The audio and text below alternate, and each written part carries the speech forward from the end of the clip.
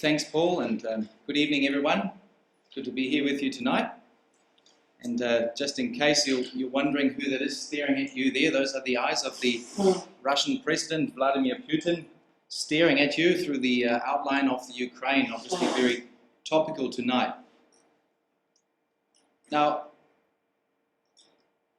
that was on the title page of The Economist, and it shows how he has his eyes fixed on this area in the Ukraine. And brothers and sisters, young people and friends, I'm very excited to talk to you tonight about this very topic, because it is very exciting for us as a community, as Christadelphians of Bible students that look at the news with the open Bible in hand. It is very exciting what we see tonight, because it shows us that, as our chairman has said, the time is very nigh at hand that the Lord Jesus Christ will be back in the earth and set up his kingdom. And so as we look at these events with the Bible in hand, surely we can see the most clear and exciting signposts that we have witnessed, certainly since the nation of Israel came into being in 1948. The things that we read in the news today are clear signs that the return of our Lord is imminent, in fact. Now, the significance of the events in this area are not just recognized by Bible students, but by the newspapers that have this to say: Putin's open assertion of the right to send troops to a country of 46 million people on the ramparts of Central Europe creates the biggest confrontation between Russia and the West since the Cold War. And later on in that article, it says this is probably the most dangerous situation in Europe since the Soviet invasion of Czechoslovakia in 1968. And later on it says, realistically, we have to assume the Crimea is in Russian hands, and in fact, they've had their vote. In fact, 96.7% of the Crimean inhabitants have now voted to be part of Russia. And they're saying the challenge now is to deter Russia from taking over the Russian-speaking east of the Ukraine, which I'll show you in a moment. But there's a lot of Russian-speaking people in the east of Ukraine. Now, what are they talking about? Well, no doubt you'll be aware of what's going on, probably more than I am, with keeping up with the news. It's kind of hard to always keep up with everything, but this is basically the area of interest. This is the Ukraine here. This is the Crimea here, which has just voted to be independent and wants to align themselves with Russia. Russia, of course, sits right in here and then all the way up here. It's a huge country, but as we've said, Putin has his eyes on Ukraine. And as you will have been aware, no doubt, there has been this revolution that's been first simmering and then exploded in the Ukraine in the past few weeks. And the question for the Ukraine in the past few years has always been, should we align ourselves with the West or with the East, as in the Western nation, the EU, or Russia and the economical union that Putin is trying to do, the Eurasian Union. And so when the president, well, the former president Yanukovych came out and turned out to be pro-Russian, that led to people coming out onto the streets, especially in the western parts of the Ukraine, and they were starting to have protests. And that escalated from there as certain right-wing elements came along and probably brought weapons in, and it just exploded and escalated from there, leaving us with a new government in the Ukraine that is pro-Western, but they made a couple of mistakes in this whole process. Now, for any government in Ukraine, even if there weren't any pressures from the West or from Russia or from the people, it's quite a difficult decision to make as to whether you look out for to join the EU or whether you go with Russia. Now, for the people in the Ukraine that are pro-West, it seems very attractive to go to the EU, because for some reason the people have the idea that by joining the EU, you automatically take part in their riches and you become a rich nation and you've got all this trade and all that sort of things. Well, they've obviously not talked to the Greeks, because it's certainly not the case. In fact, what they're doing at this stage is not even moving to join the EU. It's one of the many steps before you can join the EU. Is one of those preliminary steps as to becoming a potential candidate for becoming one day in the future a member of the EU. If you meet the stringent regulations that the EU has. You see, it's driven after all by Germany, and the Germans, I should know, love their regulations. Well, I don't actually, that's why I'm out here. Now, on the one hand then are these regulations of the EU. On the other hand is Russia, who has just recently, funnily enough, Putin decided to offer the Ukraine a pretty sweet deal. He offered them huge discounts for Russian gas and a $15 billion loan, just because we have 15 spare billion dollars, I'm pretty sure it's dollars, not ruble, in a free loan for the financially troubled Ukraine. It's a pretty sweet deal that was very tempting, and obviously the president thought, well, it doesn't get much better than that.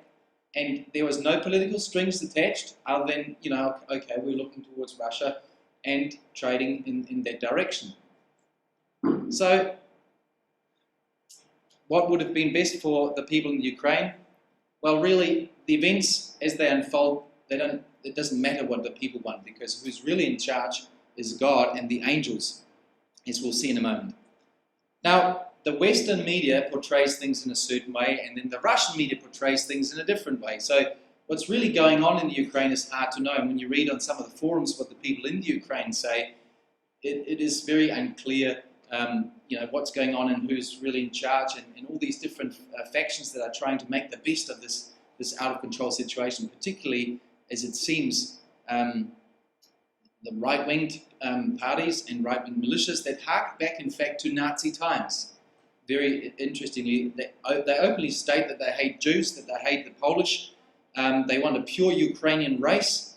They wear old Nazi insignia times from when the Ukraine supported the Nazis of that time. And in fact, The Economist sort of picks up on this.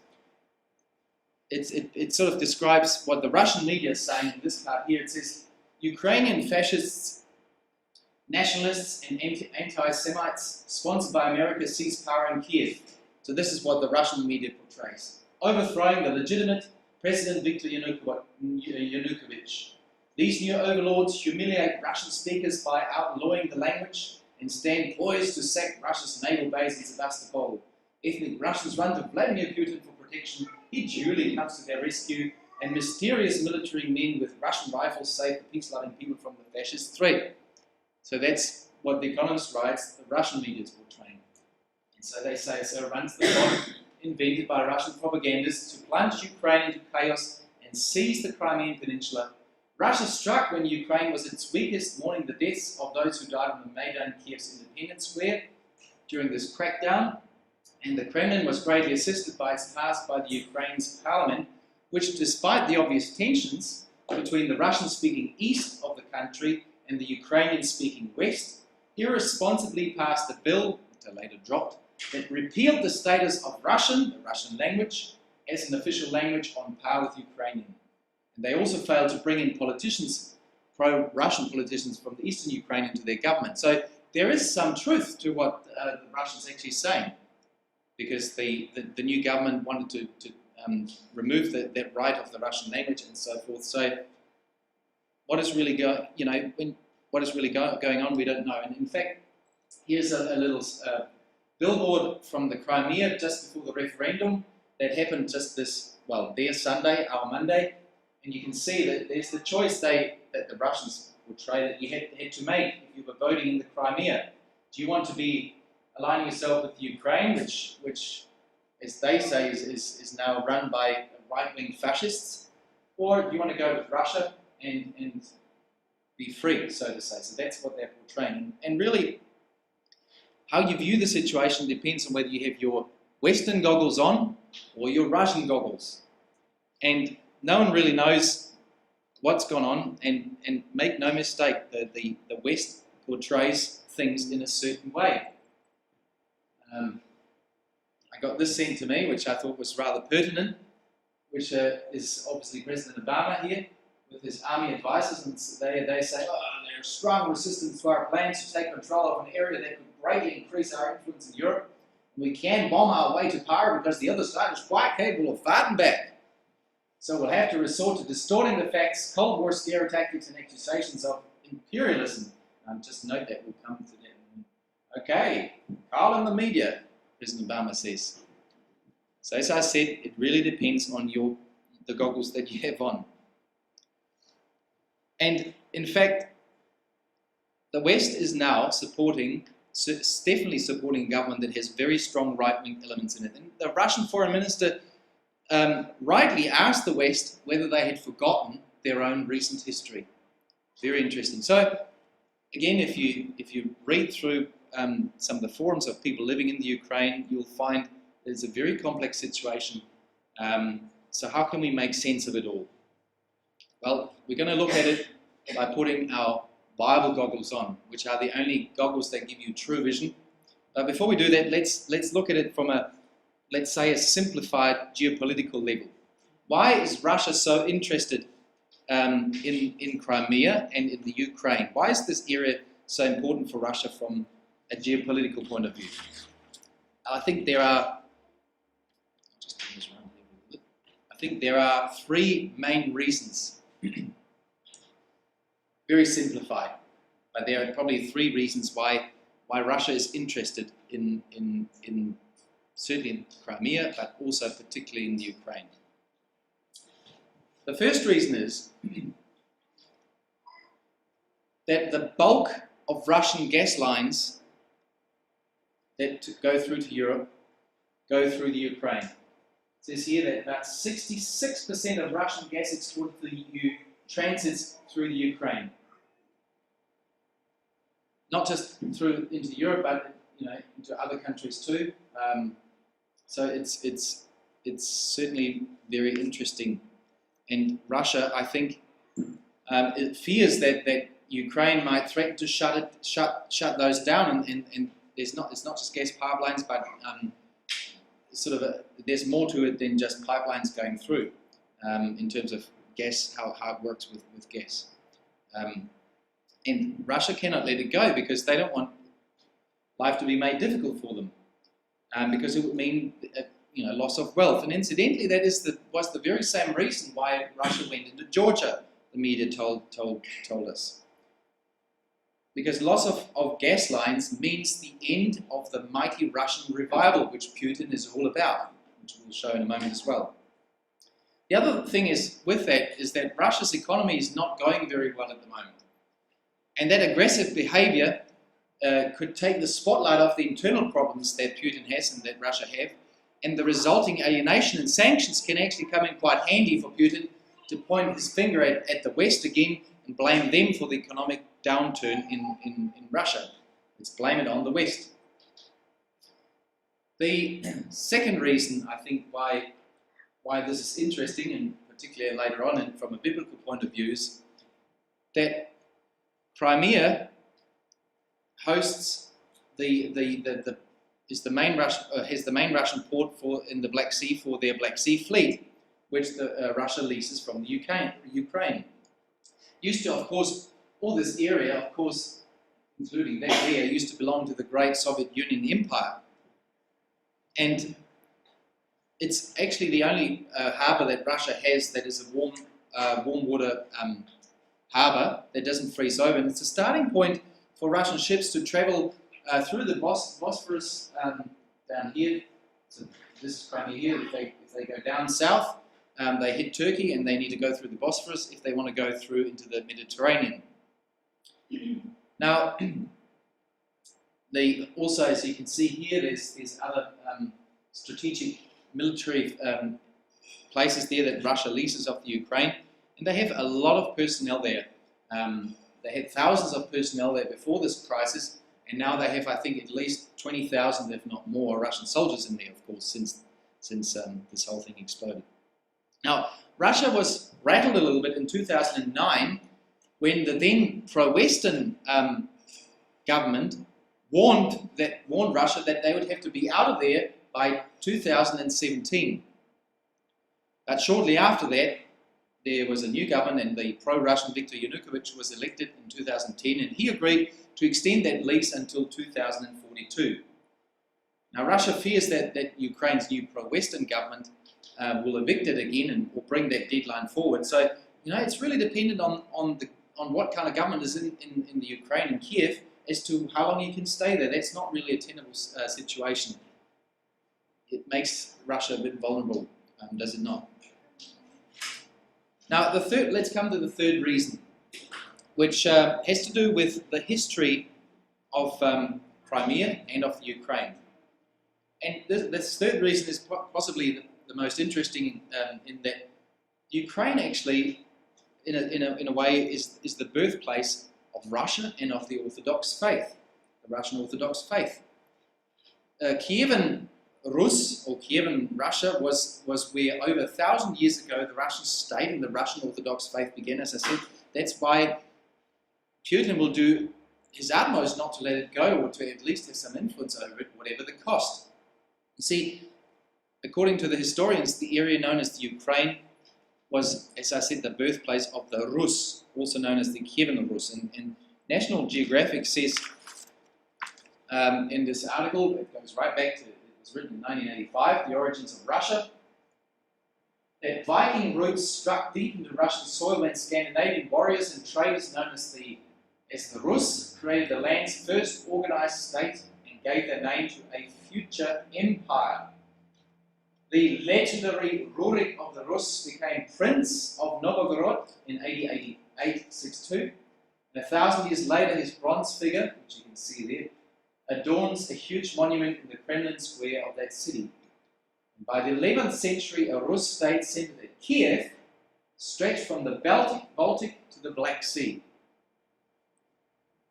Now, Kiev was the capital of Russia for the longest time, until the grandson of Genghis Khan, the famous Mongol warrior, came along and burned it to the ground. And after that time, it was moved to Moscow. But before that, it was in Kiev. And again, in this article by National Geographic later on, it says that another ruler later on, called Vladimir, forced into a faith of their ruler's choosing, the people of Kiev are herded into the Dnieper as Byzantine prelates administer mass baptisms into Christian faith. Tradition holds that Vladimir, a prince of the Rus dynasty, and so forth. Here you see him. There's actually a woman waiting to have her child baptized. There's the river there.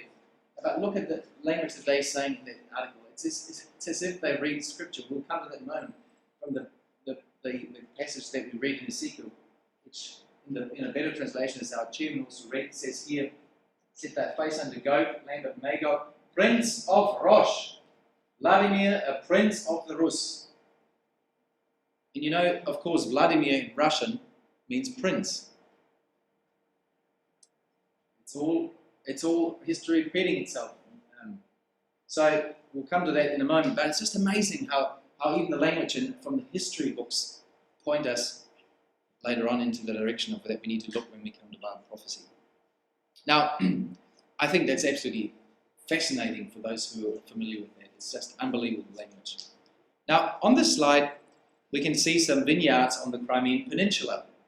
And they used to supply the cellars of the last Russian Tsar. Now then, of course, later on, Ukraine and Crimea were part of the Soviet Union. And Crimea had been in various hands down through history, but it's always been a place that the Russians like to have for themselves. And again, we learned from history that in 1954, the first secretary of the Communist Party, Sergeyevich Khrushchev, signed Crimea over to the Ukraine as a gesture of goodwill. It was a lovely present, but the box was empty because it was all the Soviet Union. It didn't matter. It didn't matter until, of course, the Soviet Union broke up in 1991, and Crimea ended up with independent Ukraine. But despite that, even back then, it says that 60% of its population of the Crimea identified themselves as Russians, and as we've seen today, it seems like 96.7% like to be with Russia, not with the Ukraine. And as I said, when you look at this slide, you see the makeup of Ukraine as per the BBC. Highly reliable that source is, but I'm sure they have some of their facts right. Particularly on this side, you see that this area here, there's a lot more people that speak Russian than in the western part of the Ukraine. So there's a lot of Russian-speaking people, and in one of the comments I read from this guy in Ukraine, he said that most people in the Ukraine have relatives in Russia. So they're very closely linked. But here is where the past history meets the current Russian history maker, Putin. Here's the heart of the matter. BBC News said this: for President Putin, this is not just a geopolitical battle for influence over a country in Russia's backyard. It is to protect land which for him is historically and culturally an essential part of the idea of Russia. That is the heart of the matter. For Putin, Ukraine lies at the heart, historically and culturally, of the idea of Russia. See, Putin has this idea of a greater empire of Russia. He's influenced by writings that go that way. And that is definitely his idea of a greater Russia that forms part of the Ukraine as well. Again, the Australian wrote this: to Putin, the Ukraine falls firmly within what Prime Minister Dmitry Medvedev once called Russia's zone of privileged interests. Privileged interests. A phrase he coined after Russian troops in 2008 invaded Georgia, whose government at the time was pushing to join the North Atlantic Treaty Organization, thus pulling itself entirely out of Russia's orbit. Again, the Australian says this, that as huge mobs rampage through the streets of Kiev, a far greater battle is being played out. At its heart is former KGB Colonel Putin's barely camouflaged dream of recreating and rebuilding a ranch's greater Russian empire, Soviet Union style. Years ago, at the time of the collapse of the Soviet Union, the distinguished White House security advisor Brzezinski perceptively wrote, and this is really interesting, without the Ukraine, Russia ceases to be an empire. But with the Ukraine then subordinated, Russia automatically becomes an empire. That, in a nutshell, is what the uprising in the Ukraine, strategically located on NATO's eastern flank, is all about, and it sums up what is at stake in this crisis. We couldn't put it any better. So the Ukraine plays an integral part to the re-establishment of a greater Russian empire. Well, let's turn to the Bible and see whether we can find some relevant passages. Well, we read Ezekiel 38 tonight, which is, Paul said, we say relates to Russia, and perhaps we can find out some more. How do we know that it's not just a prophecy that's already been fulfilled, but that's speaking about our times? Well, first of all, when we look, for example, at verse 8, it says, after many days thou shalt be visited in the latter years. And later on it speaks of the last days in the same chapter as well. What that phrase, when it comes up in the Bible, relates to is always the last days before a big change happens, the last days before Christ's return and the setting up of the kingdom. That's what it means biblically when it talks of the last days. Some big change that's going to happen, and that is, in this context, the return of Jesus Christ. And the other thing that brings us to our very recent time is the detail of what's given. We've read about an invasion that's going to come into the land of Israel. But look at how the land of Israel is described here. Thou shalt come into the land that is brought back from the sword and is gathered out of many people. They're brought forth out of the nations. Well, that only happened in 1948 when we saw the re-establishment of the nation of Israel. So we can clearly see how this relates to our time. Now, let's see whether we can identify Russia. As Paul read in the first verse, the the King James Version doesn't translate it so well. There's very good reason and very good grounds textually to translate it in the way that the RV or Young's Literal Translation and many other translators have translated this first verse and the second verse. The word of the Lord came unto me, saying, Son of man, set thy face against Gog. This is a person. The land of Magog, the prince of Rosh, Meshech and Tubal, and prophesy against him. And then it says, later on, it says it here, sorry. Persia, Neopa, and Lydia with them, all of them, shield and helmet, Gog and all stands, the house of Togarmah, of the north quarters. And we read that again, that they're coming down from the north. Later on in the chapter, in verse 15, thou shalt come from thy place out of the north parts, out of the uttermost parts of the north, as it's also called. In verse 15, the RSV translates that out of the uttermost parts of the north. So, before we even look at any definitions of any words and get into maybe what seems to some be a bit complicated, all we need to do is go straight up north from the land of Israel. Where do we end up? Pretty much in Russia, and probably sort of that border between the Ukraine, there's the Dnieper, there's the Crimea, and Russia. Moscow, pretty much straight up north from Jerusalem. Unbelievable. Straight up north, the uttermost parts of the north. You go up there, you end up at the North Pole.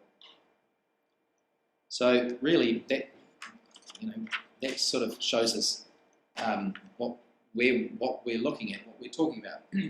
But just in case, there's more to it. Obviously, the name Rosh is a proper noun, as it says there in this Hebrew Chaldee lexicon. A northern nation mentioned with Tubal and Meshech. We'll come to those in a moment. Undoubtedly, the Russians, it says there by Gesenius, who are mentioned by Byzantine writers of the 10th century under the name, I can't quite read Greek, but I think that there's Rus, dwelling to the north of Taurus, and described by Ibn Foslan, an Arabic writer of the same age, as dwelling on the river Ra, Volga.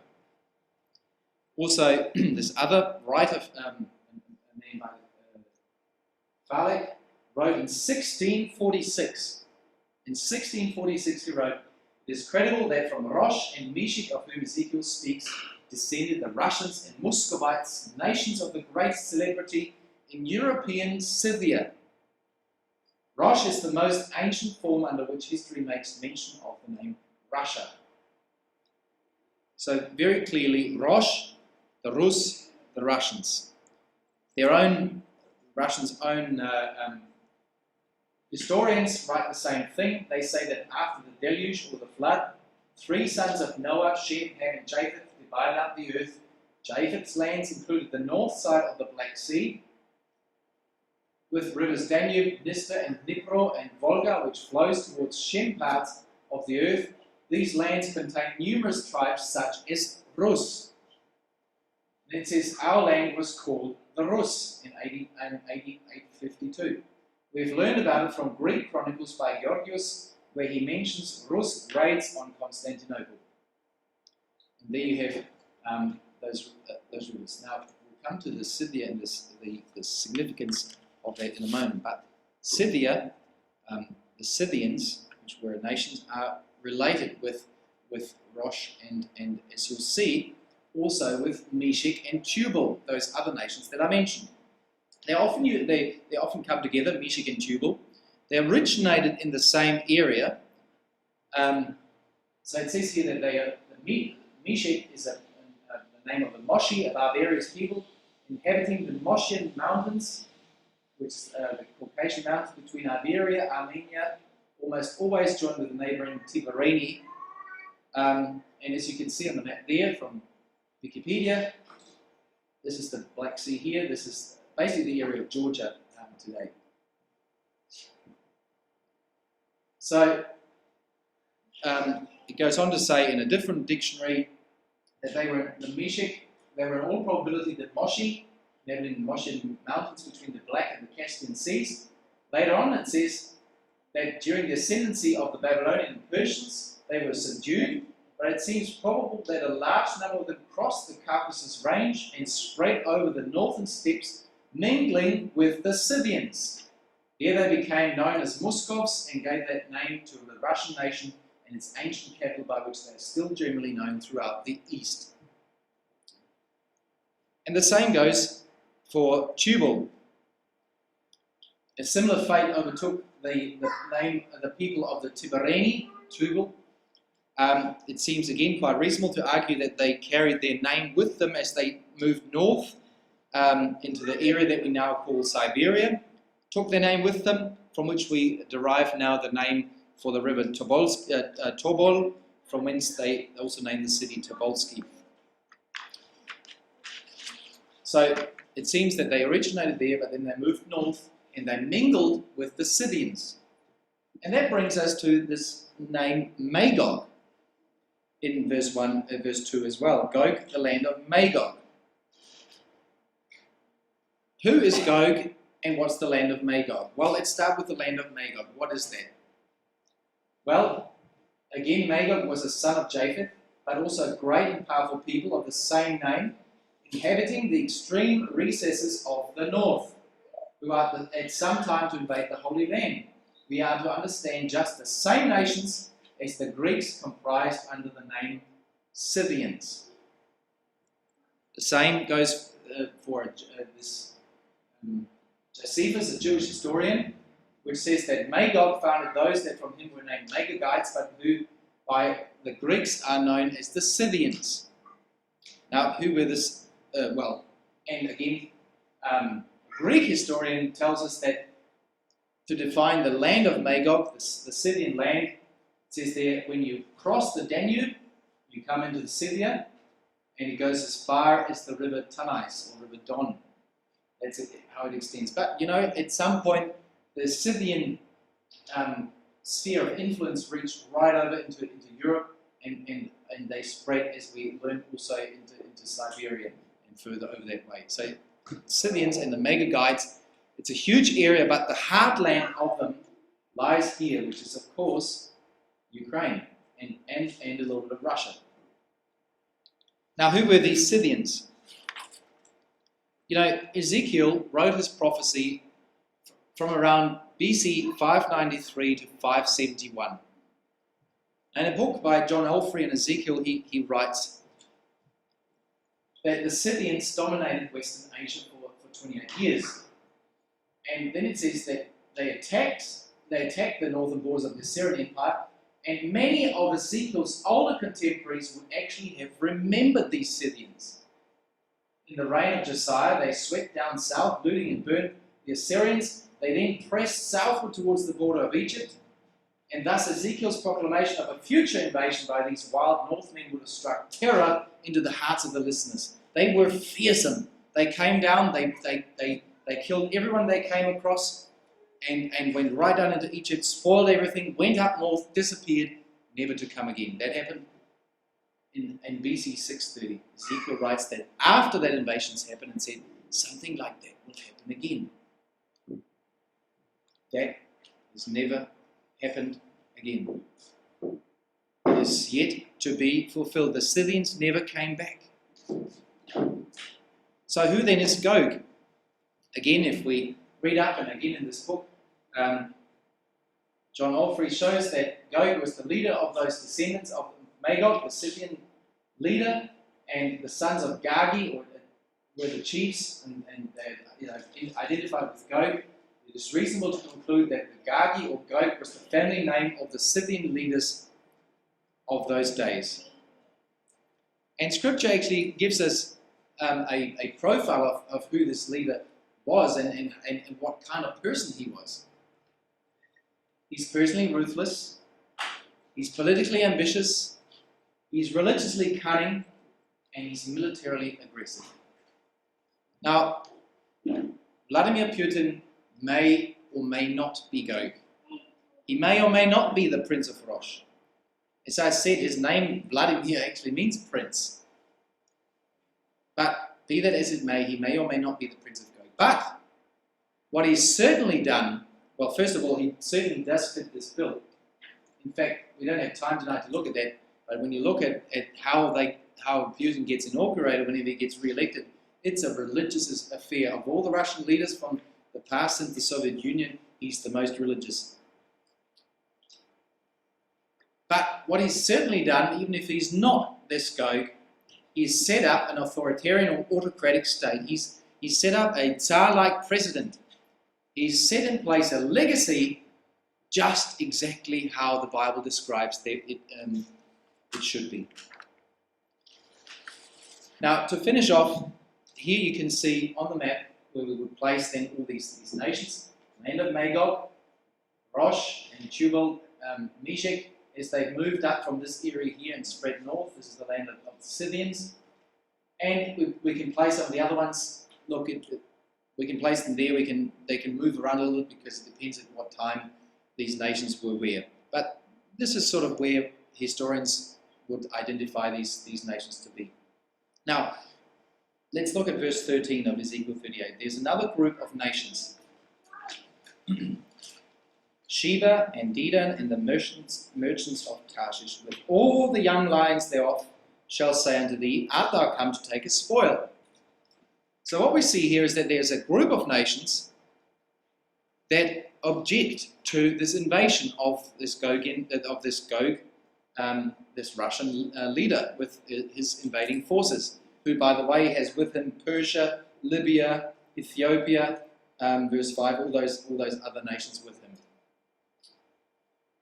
Who are these people? We don't have time to look at that, but basically I put to you that Sheba and Dedan and the merchants of Tarshish, with all the young lions thereof, is Tarshish. The mantle of Tarshish has gone to Britain. We can prove that to you some other time. In fact, when you look at posters from the Second World War, you can clearly see that Britain is the old lion, and it says, all answer the call, held by the young lions, the old lion defines his foes, enlist now. So there's the second group of nations as we finish identifying all these nations in Ezekiel 38 that are down in here. Sheba, Dedan, Tarshish, with the young lions, and we'll come to the significance of that a little later on. Now, to finish off our first quote, Ezekiel 38, we're going to go to two more after that. We're going to go to Daniel 11 and Revelation 16, but to finish this off, we need to look at one more word. How is it that all these nations as described will come with Russia? How can that be? Well, it says here about Rosh and about Gog, be thou prepared, verse 7, be thou prepared and prepare for thyself, thou and all thy company that are assembled unto thee, and be thou a guard unto them. Be thou a guard. It's an interesting word because that word really means to watch, to keep, to guard. And Strong's, if you look up Strong's dictionary, concordance, it is almost always used to guard a prison, to hedge about, to guard. So these nations are under the guard, almost prisoners-like, of Russia. And isn't that exactly what we've seen Russia do in Crimea? They surrounded the Ukrainian bases and guarded them. They took them prisoners, so to say. They will bring them under their guardianship. And really, they are going to come down into Israel. It says here, against my land, and I shall be sanctified in thee, O Gog, is then what happens. What does that mean? Well, we just need to read on in verse 18, where it says, and shall come to pass at the same time when Gog shall come against the land of Israel, that saith the Lord God, that my fury shall come up in my face. For in my jealousy and in the fire of my wrath have I spoken, and there will be a great shaking in the land of Israel, a great earthquake. And he will send pestilence and blood, and will rain upon him, and will punish him with fire and brimstone. Thus, verse 23, will I magnify myself and sanctify myself, and I will be known in the eyes of many nations, and they shall know that I am the Lord. So God says here in this chapter, when this is going to happen, I will show myself to all nations. That is the return of the Lord Jesus Christ as he comes and destroys this invasion once it's in the land of Israel. So what we see there then is that it's about Ezekiel 38, it's about our time. It gives us, it identifies us, the nations, very clearly. as we've seen, there's the leader, Magog, the great Russian Empire. There's been an invasion of Israel from the uttermost parts of the north to take a spoil. And as we read this, it says, I will bring thee forth with hooks. There'll be hooks that I'll put into thy jaws. So they'll be drawn out, they'll be teased out, which, we can see Russia, in a sense, had to act to protect its interests. They probably didn't want to do this right at the minute. They were forced in a way from a Russian point of view. There's a group of nations that protest, and in the end, Gog and all the nations are destroyed by God's judgment, and he will show himself mighty. So that's Ezekiel 38. Now let's fill in a little bit more detail as we come to our second passage for tonight, which is Daniel chapter 11. We come over to Daniel 11. Daniel comes after the prophet Ezekiel. Very next book in your Bible. Daniel chapter 11. We're just going to read 5 verses, verse 40 to 45.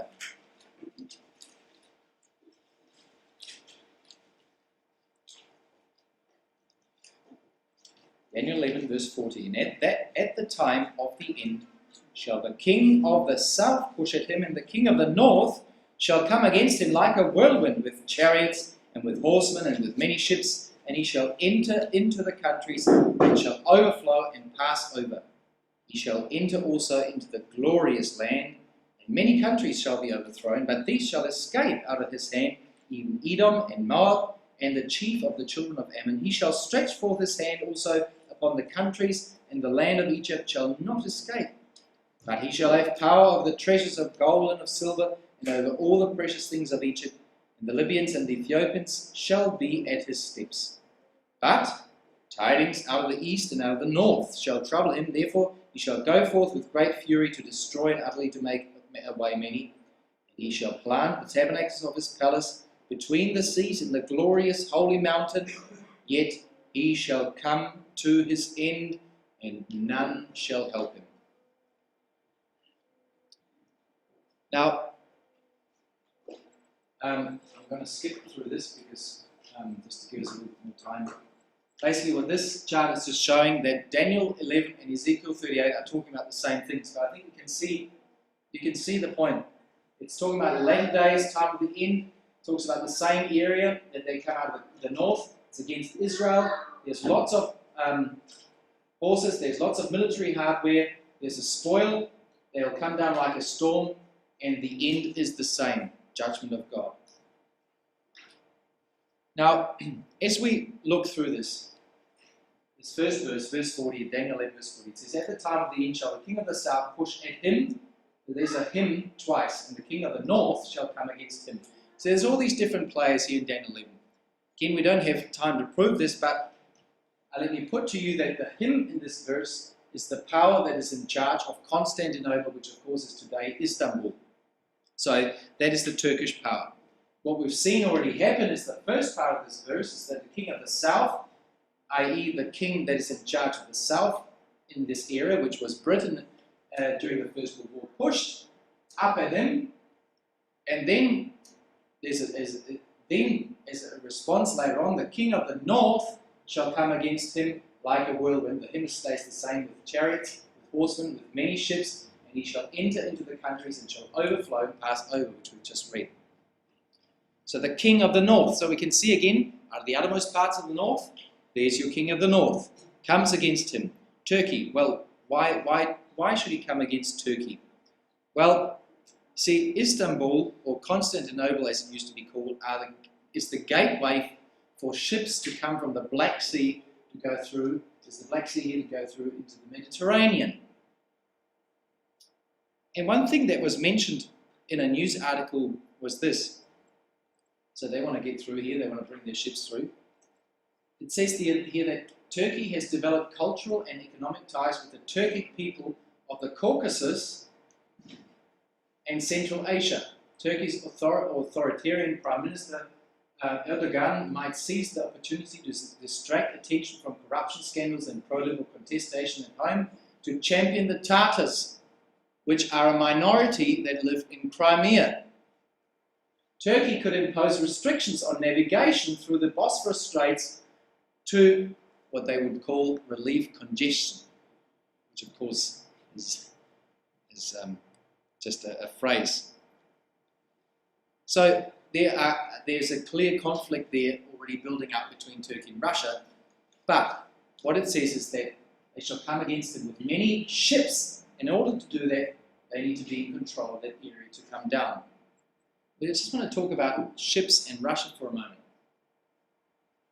In this article, it says that this article is from a while ago. That the Russian Navy wants to revive their navy. They want to bring in 24 more subs and 4 more warships by 2020.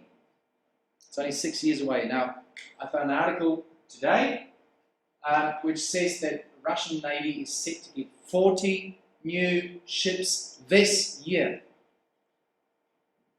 Putin is, okay, compared to the US, he's not spending anywhere near as much as the US spends, but he's certainly spending a lot of ruble at the moment to revamp the Russian Navy. And he's got his eyes on the Mediterranean already, because this is now where they are trying to get influence, the West, the US and Russia. And he wants to put warships into the Mediterranean. In fact, again, I found this today, it's been expanded to 11. One of the biggest ships is being brought in there as well. So, as it said, Russia will not just, it will come with many ships, but also with chariots and with horsemen and so forth. So if they hit Turkey, and they shall enter in, and they shall overflow, where do they end up? Well, they end up in the Middle East, do they not? They come into Turkey and they overflow, it spills over into the Middle East. And so they come into the Middle East. And as it says, they will come also into what in 11 calls the glorious land. So they'll go into Israel. And then, verse 41, there are a number of nations that will escape. Why will they escape? Why will Edom and Moab and Ammon escape? So Daniel says Edom, Moab, Ammon will escape. Well, because it looks like they are under the protection of the king of the south. As Ezekiel says, they will say to him, art thou come to take a spoil? So this is one of the reasons that the king of the north, or Russia, comes down. They come down here, but they meet at least some protest from these nations here. So, now notice what it says, what they say to him, these nations that object. They say, are you come to take a spoil? So, one of the reasons that the king of the north comes into this area is that he's looking for a spoil. So there's something valuable in there. Now, what could that be? Well, one of the suggestions could be the recent developments in Israel, which have been really interesting. We don't know for sure, but it's interesting that Israel is set to become a major player in gas and oil exports in the very near future. And while Russia is currently trying to keep its finger in the pie, there are all sorts of tensions going on because of the gas and oil finds. And who knows what this is going to develop into, especially with Europe and other countries feeling very dependent on Russian gas. Here you see those new finds of these gas fields. You know, there used to be an old Jewish joke about why it took Moses so long to bring Israel out of Egypt into the promised land. Apparently he had a really hard time finding the only country in the Middle East without oil. And that's why it took him 40 years. That's how the joke goes. And it's ironic that for so long Israel was the only Middle Eastern country without oil and gas. And they were heavily dependent on importing it. But with these now huge fields, this one's called Leviathan, with these huge fields that they are now finding in Israel, it is really interesting that there's this huge gas bonanza, and it's already causing tensions not just between Cyprus and Israel, but also with the Palestinians, with Turkey. They all want to have a share in this gas glut. And of course, Russia is keeping an eye on all of that because they are heavily dependent on their guest exports. So what Daniel then goes on to show is that, just as we read the other parts, is that the king of the north will go right through Israel into Egypt, secure that as well. The Ethiopians and the Libyans shall be at his steps. They're over here. They're going to help them. And then it says that, as we said in Ezekiel, he will find his end, that there will be tidings out of the north, as in he's now in Egypt, so there will be tidings out of the north, out of this area, and out of the east.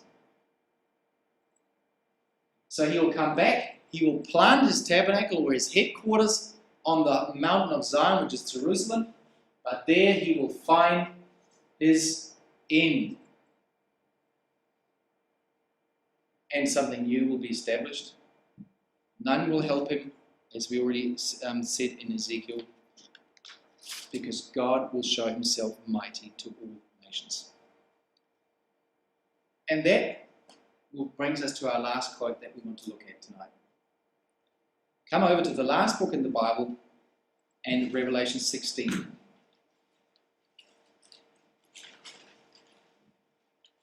This is our last passage for tonight, which fills us in with a little bit more detail, but particularly gives us a very sobering lesson to take away. If anything, then at least take that away.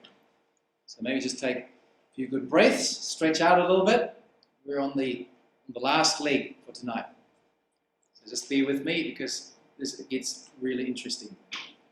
Right, so Revelation 16, and this is where that phrase Armageddon comes in that is used so often in the media, in the movies, the end of the world, as they say, but we'll see what this is referring to in a moment. So Revelation 16, he gathered them together into a place called in the Hebrew tongue Armageddon. Revelation 16 is talking about 7 vials of wrath, which is a chain reaction of events. Actually, come over to just Revelation 15. These vials of wrath in Revelation 15 and verse 1 are called the last 7 plagues. 7 angels having the 7 last plagues, for in them is filled up the wrath of God. Remember what we read in Ezekiel about the wrath of God in bringing all these plagues upon them? So we're talking about the same thing here. So these vials are about the wrath of God, the last 7 plagues. And what does it mean that they are the last 7 plagues? Last before what? Well, it takes us back to the last days. These are the last plagues. What's going to happen after that is that there will be a dramatic change, as we'll see in a moment what it'll lead to. In chapter 15 and verse 6, or verse 5, it says, after that, and I looked, and behold, the temple of the tabernacle of the testimony in heaven was opened. 7 angels came out of the temple having the 7 plagues. And then one of the 4 beasts gave unto the 7 angels, verse 7, 7 golden vials full of the wrath of God. Verse 8, the temple was filled with smoke and from his power. And then it says here, no man was able to enter into the temple till the 7 plagues of the 7 angels were fulfilled. Alright, so there's a few things I want to take away from that. First, they come out together. They're connected. It's a process that's connected, that starts from the first, that goes right through to the last one. The entering of the temple, which is the end of effect, which is, as we already learned, the kingdom of God being established, is not possible until they are all fulfilled. So they're connected and they're working together to bring a big change. And what's the purpose of this big change? Well, it's basically what we read in this verse, that he gathered them together into a place called Armageddon. And it says there in verse 14 that these, 13 and 14, the unclean spirits come out together, all nations to battle to the great day of God Almighty. Now, we don't have time to go through this in any detail. But we want to consider the first vial for a moment, or not really consider. I'm just going to tell you what the first vial is. It's basically the French Revolution. And the French Revolution, this first vial, sets in motion the rest of these vials. And the first one is important because it sets the next one up, the next ones up. It introduces unto us the means by which these vials and plagues are going to be outworked. And that means is by revolution. That first vial is called earlier on in Revelation as a great earthquake, and really the rest of these vials are like great aftershocks of this first great earthquake.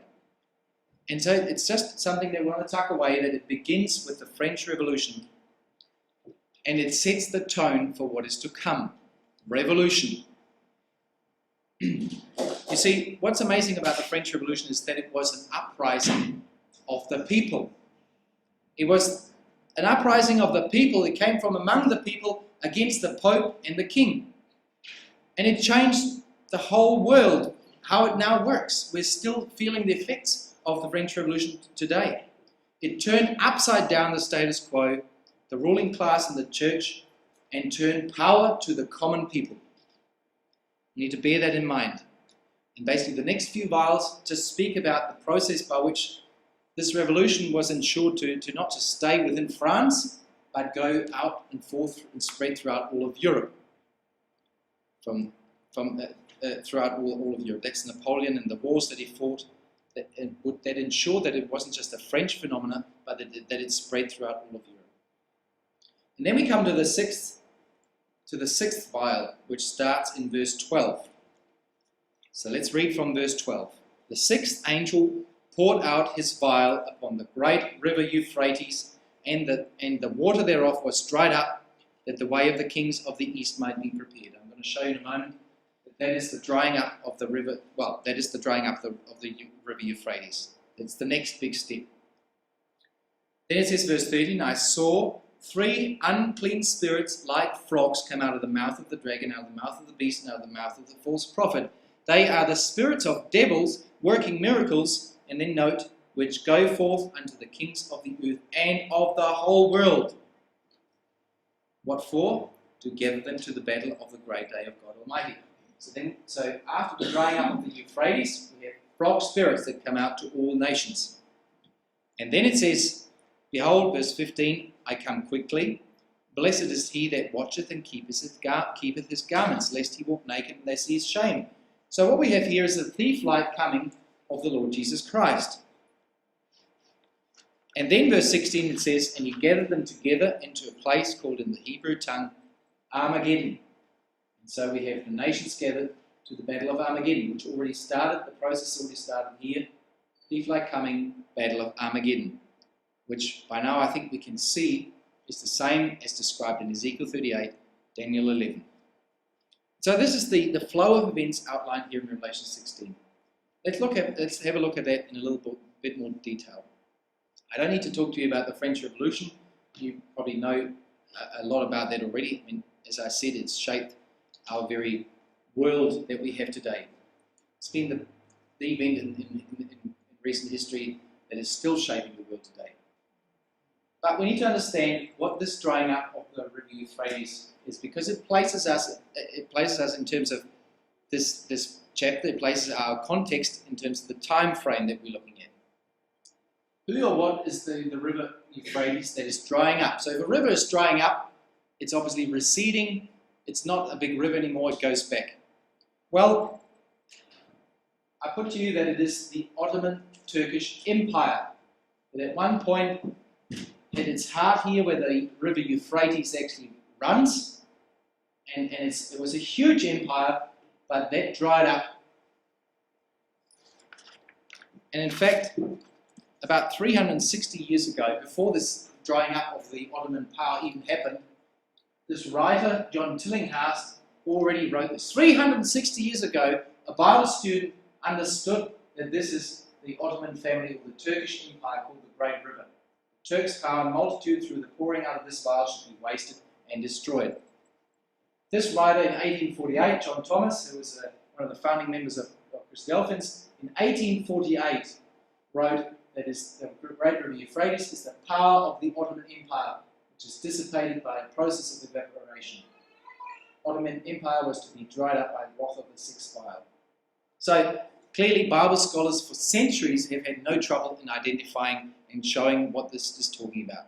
And you know what? That brings us obviously into the time of World War I, when the British pushed the Turks back and pushed them back into what is now Turkey today. And so we're heading in the flow of the events very close to our time. Well, then we've come from 1789 to the early 1900s. Now, what are these frog-like spirits? What happens next? What are frog spirits? What are these frog-like spirits that are described as unclean spirits? They are the spirits of devils. Their whole point is to gather them to the battle of Armageddon. Well, spirits in Scripture are teachings. So these frog-like spirits are teachings. 1 John 4 verse 1 says that, believe not every spirit, false prophets, it's false teachings. The frogs are a symbol of false liberty. When you look at the first occurrence of frogs, they're in the 10 plagues. If you remember the 10 plagues that Israel experienced in Egypt, it was the first plague that King Pharaoh said to Moses, yeah, I'll let your people know, just get rid of these frogs for me, please, and then I'll let you know. Well, it was a lie. He never let them go. So it's a symbol for a promise of false liberty. And it affects governments. Frogs came out in abundance. They were even in the chamber of the kings. And as we read here in Revelation, these go out to all the kings of the earth. So we see the spirit of the frogs. But frogs in history obviously also bring us in contact with the Franks or the French. The frogs are historically related to the French. We can see that in their own memorabilia, as they have the frogs. There you can see them. Before they also added the fleur-de-lis. We can see that in this tapestry in the cathedral in Reims. And also it is the standard of a very important king of the Franks who united all the Franks together. I think it's too dark to see, but there's like 3 frogs here. You can see it on his coat of arms there as well. And of course, that brings us, that immediately conjures up the French Revolution and the war cries of liberty, equality and fraternity. Even though we're now further on in time, these are the same ideas that were introduced in the French Revolution that are now introduced again, or that go out throughout all the earth. And it's really interesting what it says about the extent of these frog spirits. So they're the spirits of the French Revolution. They hark back to that, but they go out unto the kings of the earth and of the whole world to gather them together to the great day of battle. Do you know, we have not seen the fulfillment of that until the last few years. Because what's been happening, that through a lot of revolutions in the Middle East, we've seen a true fulfillment of going forth of these spirits to the whole world. Because what we've seen is that the spirit of liberty ripped through the Arab world, in which the West called Arab Spring. And these frogs have appeared all over the place. And we can see that in the Arab Spring, they used the same symbols as in the Russian Revolution. The power of the people, remember that? The clenched fist of the Russian Revolution that brought in the Soviet Union. They used the same idea. Look at this, all power to the people. Is that not the spirit of the French Revolution? Amazing how they've then turned up, these frogs have turned up all over the place. It started over there in Tunisia, in Egypt, it's still going on, Libya, Syria, Yemen, Iraq, Algeria, Morocco, Jordan, Kuwait, Oman, in all those places, Saudi Arabia, they're popping up all over the place. We have not seen the fulfillment of Revelation 16 until the very few last recent years. I like this one. Weather forecast for Arab Spring weather. Winds of change in Morocco. Clouds of suspicion in Algiers. Raining bombs in Libya. Hail of bullets in Syria. A storm of protests in Oman. Hot tempers flaring in Yemen. old hearts prevailing in Oman, partly Sunni in Bahrain, and intermittent sniper fire throughout the day. So we can see how revolutions have changed the Middle East. And you know that what the West called Arab Spring, this writer says here that every time I run into a Tunisian, Egyptian, Libyan, Syrian, Bahraini, or Yemeni, I ask them how they refer to their own political actions. Their answer is almost universal: revolution. It is that very same spirit. And you see, it used to be about an East-West conflict during the time of the Soviet Union. And basically all the Arabs, pretty much,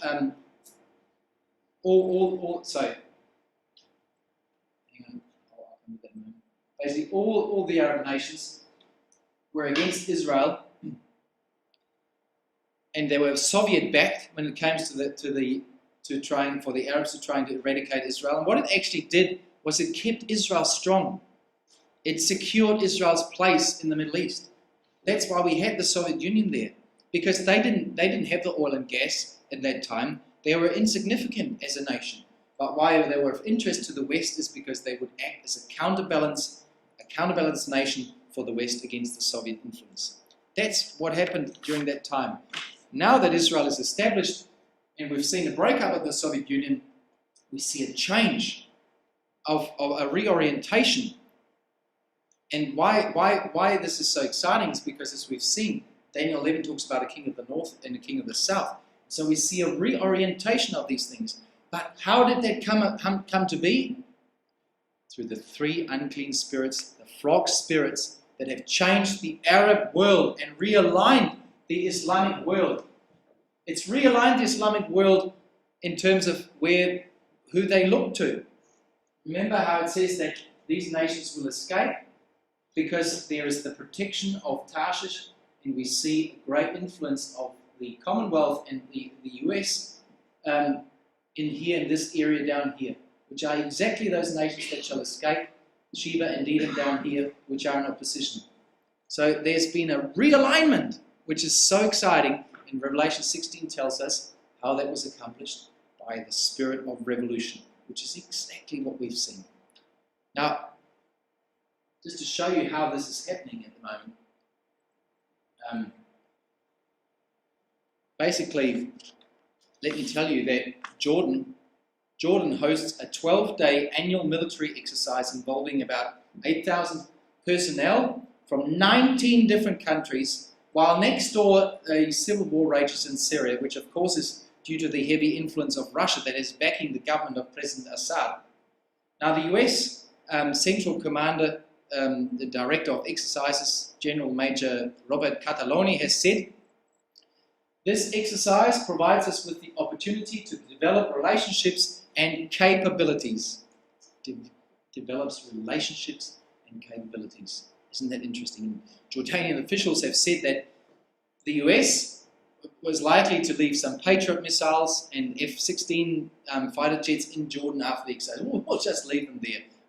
We don't need them at home at the moment. We'll just leave them there. What for? Just in case. Just to have some gear there. Maybe to send a signal to Russia not to get too deeply involved in Syria. So we see a wonderful fulfillment again of this prophecy of lining up of the nations. But you know what the most amazing thing is? What do they call this annual joint exercise?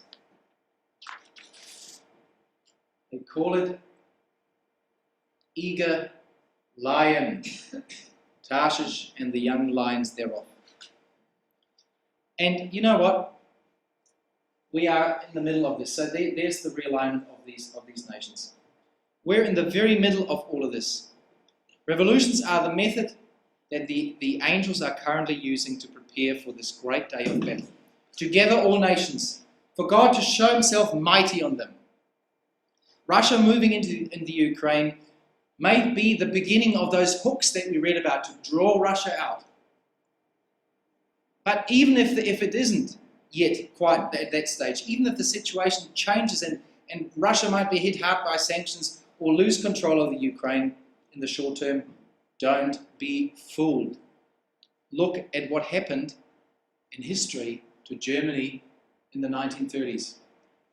Their economy was at rock bottom. The economy was in the cellar. It looked bad for Germany. 10 years later, they were the foremost military power and plunged the world into World War II. 10 years is all it took. We're in the middle of the preparations to gather all nations to the Battle of Armageddon. And you know what? By the time the world will see Russia coming down into Israel and all nations assemble there, it'll be too late for you and for me to do anything with this information that I've given you tonight. Because we are in the middle of all of this. We are in the middle of the angel giving John the prophecies concerning the events that are going on right now. And at that moment in time, right now, in this prophecy, Jesus Christ himself bursts forth in verse 15 when he says, "Behold, I come as a thief. Blessed is he that watcheth and keepeth his garments, lest he walk naked and they see his shame." What this is saying is the return of the Lord is imminent. It could happen any time now. There is nothing more that needs to be fulfilled in this sequence to gather the nations to battle. We're seeing how this is already starting to happen. And in the middle there, Revelation 16 says, is the thief-like coming of Christ. There's nothing more that needs to happen before he comes. What are you and what am I going to do with this piece of information? Let's make the time count. Let's listen to the message of Jesus Christ, the garment that he's talking about, baptism into his name. Let's believe him and be saved before these things come. The time is at hand. Russia is beginning to make its move. Let's bring forth, as it says here, fruits of repentance. It says here, in this, John Thomas wrote in 1848, the future movements of Russia are notable signs of the times because they are predicted in the scriptures of truth. When Russia makes its grand move for the building up of its image empire, then let the reader know that the end of all things, as at present constituted, is at hand. The long-expected but stealthy advent of the King of Israel will be on the eve of becoming a fact, and salvation will be to those who not only looked for it, but have trimmed their lamps by believing the gospel of the kingdom unto the obedience of faith and the perfection thereof in fruits meet for repentance. The time is at hand. What are we going to make with this piece of information that we've seen tonight? I'm going to leave you to read this quote by yourselves. Thank you.